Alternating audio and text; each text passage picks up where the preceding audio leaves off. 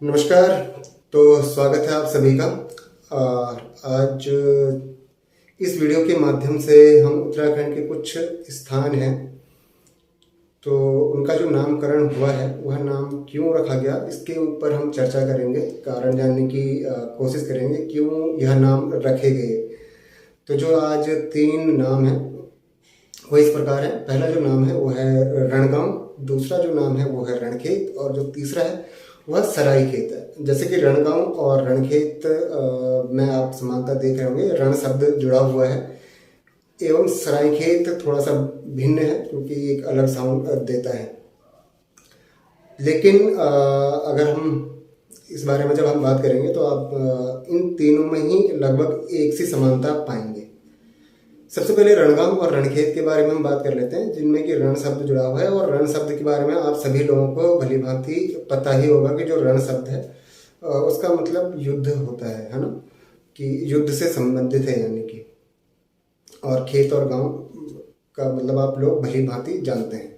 तो युद्ध से जुड़ा हुआ है, यानी रणखेत का मतलब हुआ कि जहाँ पे युद्ध लड़ा गया हो किसी खेत में। रणगांव का मतलब है जिस गाँव में कभी युद्ध लड़ा गया हो, या फिर हो सकता है कि उस गाँव के जो लोग हैं वो बहुत बड़े योद्धा रहे हों। कुछ भी एक थ्योरी निकल के आ सकती है, मैं उस थ्योरी के ऊपर नहीं जाऊंगा। जो हमारे पास तीसरा शब्द है सरायखेत, ये बड़ा इंटरेस्टिंग है। और वह इस तरीके से इंटरेस्टिंग है कि जो सरायखेत है इसका संबंध भी युद्ध से है। इसके लिए आपको जानना पड़ेगा सरैया शब्द। जो सरैया शब्द है, तो सरैया शब्द अगर आप देखेंगे तो भाई अल्मोड़ा हो गया, पौड़ी हो गया, इनके कई स्थानों पर जो सरैया हैं। तो छोलिया नृत्य आपने सुना होगा, जो उत्तराखंड में एक छोलिया नृत्य है, उसके बारे में आपने सुना होगा। तो जो ये छोलिया नृत्य करते हैं लोग, इनको उत्तराखंड में के मतलब अल्मोड़ा और पौड़ी की कई जगहों पर इनको सरैया कहा जाता है, कि सरैया नाच रहे हैं, यानी कि जो नृत्य पेश करते हैं उनको सरैया कहा जाता है। तो इस सरैया से जुड़ा हुआ शब्द भी है सरायखेत। तो अगर आपने सरैया नाचते हुए कभी देखे होंगे, छोलिया नृत्य आपने देखा होगा, तो आपने देखा होगा कि वो पोशाक पहन के युद्ध वाली ही पोशाक उनकी होती है, हाथ में उनके ढाल होती है, तलवार होती है, एवं एक तरीके से वो युद्ध कला का प्रदर्शन करते हैं नृत्य के माध्यम से। तो अब इससे सरायखेत किस तरीके से जुड़ा हुआ है वह समझने के लिए आपको यह देखना होगा कि जैसे आजकल का, अगर मैं आपको वर्तमान परिप्रेक्ष्य में अगर एक साधारण सा उदाहरण दूं कि इंडिया और साउथ अफ्रीका की जैसे आजकल सीरीज चल रही है, और कल अगर कहीं पे मैच है कि किसी स्टेडियम में मैच है, तो उससे पहले क्या होता है कि सारी की सारी टीमें पूर्वाभ्यास करती हैं, यानी कि अपना प्रैक्टिस करती हैं। तो उसके लिए नेट्स वगैरह लगाए जाते हैं। तो यानी कि अपने खेल से पूर्व क्या कर रहे हैं, जो खिलाड़ी हैं वो क्या कर रहे हैं, पूर्वाभ्यास कर रहे हैं। तो उनको एक जगह चाहिए होती है जहाँ पर नेट्स वगैरह लगाते हैं, और वहाँ पे अपना कमजोरियाँ हो गई, अपनी स्ट्रेंथ हो गई, इनके ऊपर कार्य करते हैं। तो इसी प्रकार से सरायखेत वह क्षेत्र है कि जहाँ पे युद्ध में जाने से पूर्व जो योद्धा होते थे वो युद्धाभ्यास करते थे, कि हमने युद्ध में इस तरीके से लड़ाई करनी है, अपनी स्ट्रेंथ हो गई, अपनी कमजोरियाँ होंगी, इनके ऊपर कार्य किया करते थे जितने भी योद्धा थे। तो एक तरीके से आप कह सकते हैं कि एक नेट होता था, एक नेट ही आप मान लीजिए उनके लिए, योद्धाओं के लिए, कि जहाँ पे वो ये सब कुछ करते थे। तो सरायखेत का तात्पर्य यही है कि जहाँ युद्ध में जाने से पूर्व, जहाँ पर कि सारे योद्धा क्या करते थे, प्रैक्टिस किया करते थे। अब इसी से अगर आप देखेंगे कि जो सरैया है वो जुड़ा हुआ है, मतलब सरायखेत से बिल्कुल जुड़ा हुआ है। तो सरायखेत का लगभग आप सभी को मतलब पता चल गया होगा कि क्या है। तो जहाँ पे भी ये सरायखेत, रणखेत, रणगांव है, तो अगर आपके एक से अधिक हो सकते हैं, ये ऐसा नहीं है कि केवल एक ही जगह का नाम सरायखेत हो, या एक ही जगह का नाम रणखेत हो, या एक ही जगह का नाम रणगांव है। हो सकता है कि उत्तराखंड में बहुत सारे रणखेत हों, सरायखेत हों, रणगांव हों। हो सकता है आपके क्षेत्र में कोई, अगर यदि आपके क्षेत्र में है तो आप ज़रूर कमेंट में मुझे बताएं, और अगर उससे जुड़ी हुई कोई कहानी भी आपको मालूम हो तो वो भी मुझे अवश्य बताएं।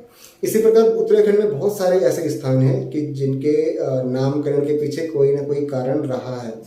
तो इसी कड़ी में हम अपनी अगली वीडियो में बीरोखाल हो गया, और ढाईजुली आपने सुना होगा, ढाईजुली वो हो गया, और 10 जूला हो गया।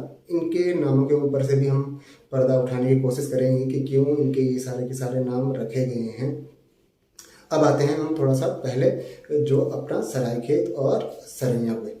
तो जो सरैया है तो अब जैसे कि मैंने आपसे अभी कहा कि जो सरैया है वह युद्ध कला का प्रदर्शन किस रूप में करते हैं, नृत्य के रूप में करते हैं।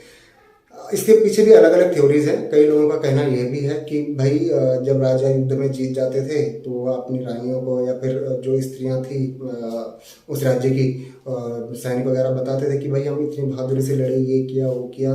तो उनके अंदर एक जिज्ञासा उत्पन्न होती थी, काश हम भी इस युद्ध के साक्षी बन पाते। तो राजा ने क्या करता था कि भाई जो सैनिक थे उसके, तो कुछ सैनिकों को अपने पक्ष में, कुछ सैनिकों को दुश्मन पक्ष का बनाकर और उनके आपस में द्वंद्व करवाते थे। तो इस प्रकार से इसकी उत्पत्ति भी हुई। तो यह भी एक वो है। लेकिन अगर चाहे वो युद्ध में जाने से पूर्व युद्धाभ्यास की बात हो, चाहे युद्ध जीतने के बाद और जो राज्य की स्त्रियां हैं उनके समक्ष अपनी वीरता का बखान करने के लिए किया गया नृत्य हो, जुड़ा दोनों को दाना जो हैं वो युद्ध से ही जुड़े हुए हैं।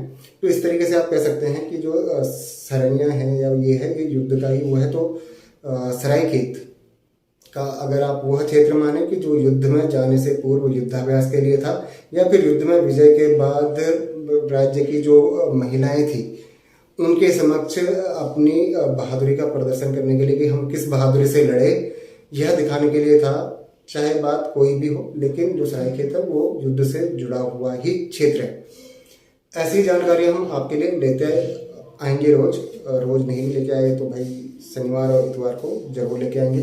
इसके लिए आपने करना कुछ नहीं है, आपने चैनल को सब्सक्राइब करना है ताकि आपको ऐसी जानकारियाँ मिलती रहे। जय हिंद।